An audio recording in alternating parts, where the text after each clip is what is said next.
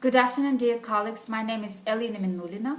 Professor Emilia Taysina and me are from Kazan State Power Engineering University. Let me present to your attention the report Perlocutionary Act and its Effect. The study of the perlocutionary function of the Speech Act is one of the main tasks of philosophy of language. Major advances in philosophy of the 20th and 21st centuries are associated with philosophy of language. It became either a kind of epistemology or the general theory of knowledge, but any cognition theory has a vast area of significations common with ontology. Recently, the linguistic philosophy that developed in the Anglo-Saxon world and rested upon the ideas of Wittgenstein has grown to be a particular kind of ontology. In this light, we can treat the displacement of the theory of knowledge by the theory of interpretation. A famous Danish philosopher, Peter Kant, uttered at the 22nd World Congress of Philosophy, "Philosophizing is never totally neutral. We philosophers have a responsibility to know how we do things with words." The philosophical word was often ignored, he said, and philosophy was referred to as a sheer description, pure reference, innocent mirror which forgets itself and makes us present to things.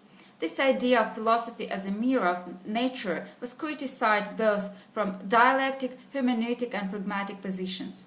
Gadamer, in his work Truth and Method, showed that this was no description without interpretation of the historical situation with which we describe something. And 5 years before, a British philosopher, John Langshaw Austin, had read a course of lectures which contained the theory of speech acts. The lectures were published later as a book called How to Do Things with Words. His theory influenced the philosophy of language of the 20th century and became the source of Habermasian universal pragmatics. Austin called any meaningful expression a locutionary act. Language in this role acts logically. It conveys some truth to a communicator. A locutionary act cannot be separated from a illocutionary act, which is conventional and implies all sociocultural determinants. Utterance is always locutionary and illocutionary at the same time. But language has one more role. We have undoubted influence on those who read or listen by choice we make when we say something and abstract from something different. This is a perlocutionary act. It is an unconventional instrument, transforming power of language, making change of person's life.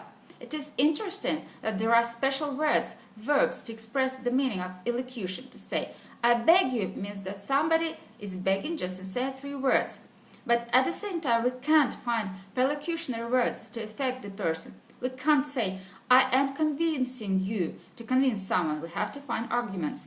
The illocutionary component is not sufficient for comprehension of how speech can be both good and evil. In Austin's philosophy, the question about an external effect of performative utterance, which changes the social reality, has not been sufficiently studied. The key issues of the perlocutive effects analysis are structuring of life world in language, the relation of the self and the other, temporal aspects of speech act, future as responsibility, and the problem of freedom in language.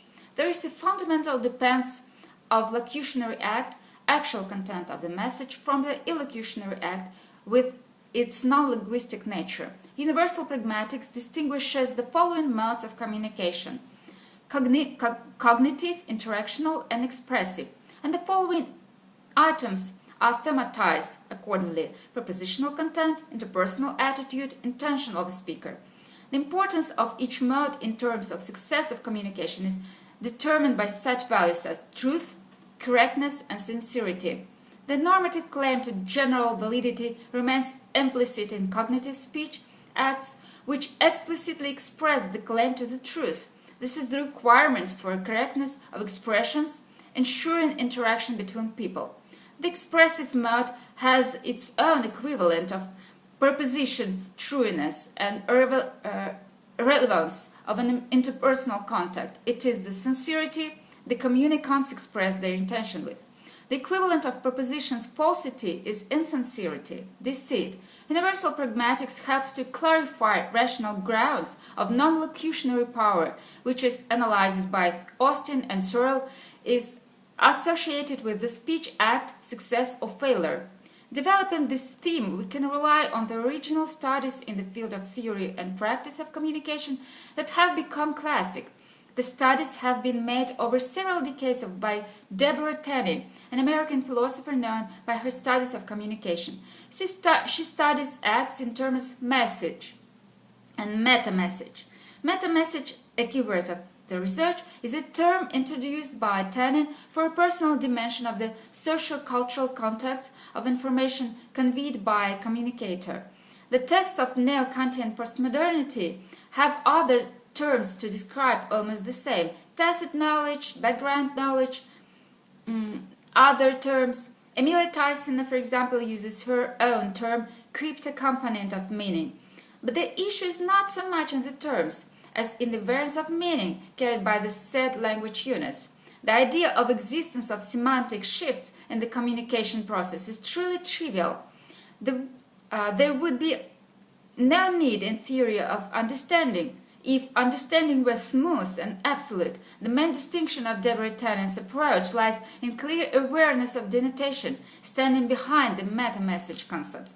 That is, mutual relation between communicators arising on a particular occasion. In the process of conversation, these relations are not specifically declared.